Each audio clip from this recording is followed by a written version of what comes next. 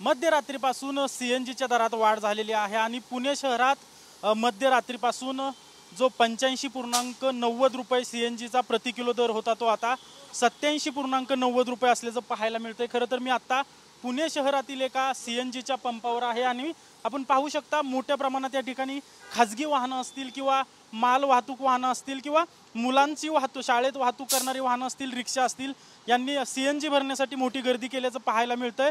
पुणे शहरातील बहुतांशी वाहनं ही सीएनजीवर धावत असतात, परंतु आता 2 रुपयांनी सीएनजी महाग झाल्यामुळे रिक्षा चालक असतील किंवा माल वाहतूक करणारी वाहनं असतील किंवा एकूणच सीएनजीवर चालणारी वाहनं आहेत ते भाड्यात दरवाढ करण्याची आता शक्यता वर्तवण्यात येते।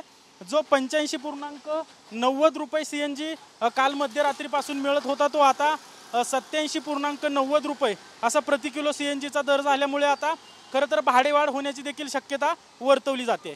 कॅमेरा पर्सन अभिजित पिसेसह अजिंक्य धायगुडे, TV9 मराठी, पुणे।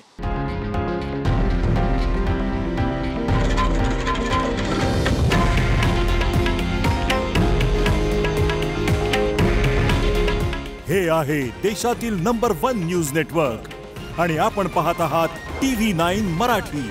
काळजी तुमची, हित महाराष्ट्राचं।